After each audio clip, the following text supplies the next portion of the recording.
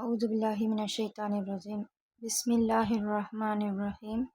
அஸ்ஸலாமு அலைக்கும் வரஹ்மத்துல்லாஹி வபரகாத்துஹு. அல்ஹம்துலில்லாஹ். இந்த குரானிய வாழ்வியல் பயிற்சி வகுப்பில் நம்ம 8வது வகுப்பை நிறைவு செய்திருக்கிறோம். இந்த 8வது வகுப்பில் நம்ம என்னென்ன விஷயங்களை பார்த்தோன்னு சொன்னால்,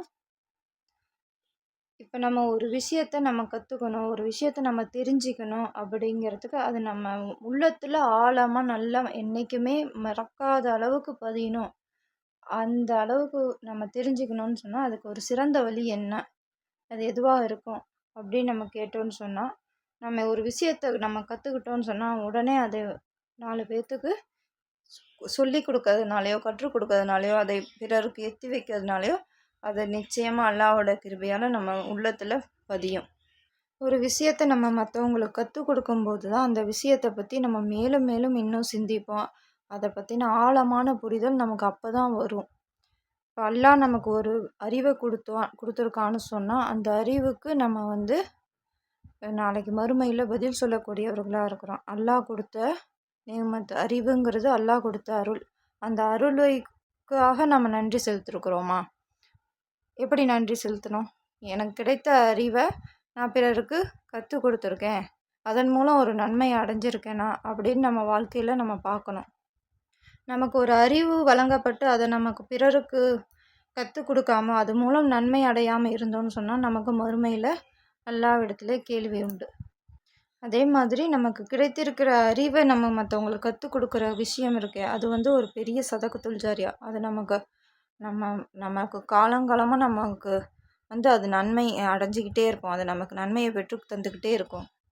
அதே மாதிரி நபிமார்களுக்கு வழங்கப்பட்ட இந்த தூதுத்துவம், இந்த தூது செய்தி, வஹி, இது எல்லாமே அவங்க இதை கொண்டு தாவா பண்ணி மற்றவர்களை பின்தொடர செய்ததுனால தான் இன்றைக்கி இந்த இஸ்லாம் இந்த அளவுக்கு வளர்ந்துருக்கு. நம்ம தாவா செய்தோன்னா தான் பிறரும் நம்ம இஸ்லாமிய அதாவது மற்றவங்களுக்கும் இந்த புரிதலை நமக்கு வழங்க முடியும். அதனால் நம்ம உஸ்தாஸ் இதை இந்த பக்குவத்தை நம்மக்கிட்ட நம்ம வளர்த்துக்கணும். இதை நம்மளும் ஒரு தாவா மற்றவங்களுக்கு கற்றுக் கொடுக்குற பக்குவத்தை நம்மக்கிட்ட நம்ம மனப்பான்மையை நம்ம வளர்த்துக்கணும் அப்படிங்கிறதுக்காக இந்த கடந்த 2 நாள் வகுப்பு பாடத்தை யூடியூப்பில் பதிவு செய்யுங்க அப்படின்னு வலியுறுத்திருந்தார் உஸ்தாஸ். ஒரு ஆடியோவா இல்லை வீடியோவாவது நீங்கள் பதிவு போடுங்க, குறைந்தது ஒரு 20 நிமிஷம் போடுங்க அப்படின்னு சொல்லியிருந்தாங்க. சூரா அர்-ரஹ்மானில் பார்த்தீங்கன்னா இந்த வசனங்களை நீங்கள் பார்த்தீங்கன்னா, அளவற்ற அருளாளன் குர்ஆனை கற்றுக் கொடுத்தான். அதாவது இந்த மனித சமுதாயத்துக்கு அல்லாஹ் இந்த குர்ஆனை ஒவ்வொரு மனிதனுக்கும் கற்றுக் கொடுத்துருக்குறான். மனிதனை படைத்தான், விளக்கும் திறனை அவனுக்கு கற்றுக் கொடுத்தான்.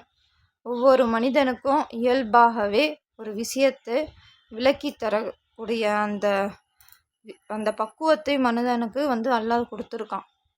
ஒரு மனிதனுக்கு ஒரு விஷயத்தை கற்றுத்தரக்கூடிய கெப்பாசிட்டியை அல்லாஹ் எல்லாத்துக்குமே கொடுத்துருக்கான். என்னால் முடியும், உங்களால் முடியாது அப்படின்னு யாருமே கிடையாது.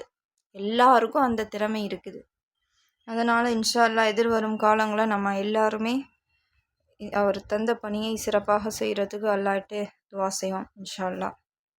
அடுத்து இந்த வகுப்பில் உஸ்தாத் சைத்தானை பற்றி நமக்கு சொல்லியிருந்தார். அதாவது முதல்ல நம்ம அந்த தடைகளை நம்ம உடைத்தெறிந்து இந்த குர்ஆனுக்கு நம்ம அடுங்கணும். ஒரு அமைதியான சூழலை நமக்கு ஏற்றவாறு அந்த சூழலை அமைத்து கொண்டு நம்ம இந்த குர்ஆனை ஆழ சிந்தித்து படிக்கணும். அப்படின்னா நம்ம சுற்றி இருக்கிற தடைகளை நம்ம சரி செஞ்சுக்கணும். அப்பேற்பட்ட தடையில் சைத்தானுடைய தடையிலேருந்து நம்ம மீண்டு வரணும். அப்போ சைத்தான் எப்படிப்பட்டவன் அப்படிங்கிறத நம்ம முதல்ல புரிஞ்சு வச்சுக்கிட்டால் தான் அந்த தடையை உடைத்து நம்மளால் இந்த குர்ஆனுக்குள்ளே போக முடியும். குர்ஆனில் 22வது அத்தியாயத்தில் 5வது வசனம் 6வது வசனத்தில் பார்த்திங்கன்னா, மனிதர்களே, அல்லாஹ்வின் வாக்குறுதி உண்மையானது. இவ்வுலக வாழ்வு உங்களை ஏமாற்றி விட வேண்டாம். ஏமாற்றுபவன் சைத்தான் அல்லாஹ் விஷயத்தில் உங்களை ஏமாற்றி விட வேண்டாம். அதாவது சைத்தான் அல்லாஹ்வுடைய விஷயத்தில், அதாவது முக்கியமாக பார்த்திங்கன்னா மார்க்க விஷயத்தில் நம்ம சைத்தானால் ஏமாந்து விட வேண்டாம் அப்படின்னு சொல்கிறாங்க. சைத்தான் உங்களுக்கு எதிரியாவான். சைத்தான் வந்து நமக்கு ஒரு பெரிய பகிரங்கமான எதிரி. அவனை எதிரியாகவே ஆக்கிக் கொள்ளுங்கள். நரகவாசிகளாக ஆவதற்காகவே அவன் தனது கூட்டத்தாரை அழைக்கிறான். நம்ம சைத்தான் என்றைக்குமே நம்மளை ஒரு எதிரியை நம்ம எப்படி பார்ப்போம், அவனை எப்படி ஜெயிக்கணும்னு நம்ம என்னென்ன சிந்திப்போம். அப்படி அந்த சைத்தானை நம்ம வந்து அந்த சிந்தனையில் நம்ம எதிரியாக பார்த்து அவனை எதிர்கொள்ளணும். நம்ம நரகத்திலேருந்து நம்மளை பாதுகாத்துக்கணும். சைத்தானுடைய வழிகேட்டில் வந்து நம்ம விழுந்து நரகத்துக்கு சென்றக்கூடாது. சைத்தானுடைய வழிகேட்டிலேருந்து தப்புறதுங்கிறது ஒரு மிக மிக கடினமான ஒரு விஷயந்தான். ஏன்னா அவன் மூமின்களையும் இறை நம்பிக்கையாளர்களையும் தான் அதிகமாக வழிகெடுப்பான். அப்போ அவன் என்னென்ன வழிகள்லாம் இருக்கோ அத்தனை வழியிலும் சைத்தான் வந்து நம்மளை கண்டிப்பாக வழிகெடுப்பான். 7வது அத்தியாயம் 17வது வசனம் 16-17 வசனத்தில் பார்த்தீங்கன்னா, சைத்தான் வந்து அல்லாஹ்கிட்ட அவகாசம் கேட்டபோது அல்லாஹ் அவகாசம் அளிக்கப்பட்டான். சைத்தானானா, நீ என்னை வழிகட்டவனாக ஆக்கியதால் அவர்களுக்காக உனது நேரான பாதையில் அமர்ந்து கொள்வேன் என்று அவன் கூறினான்.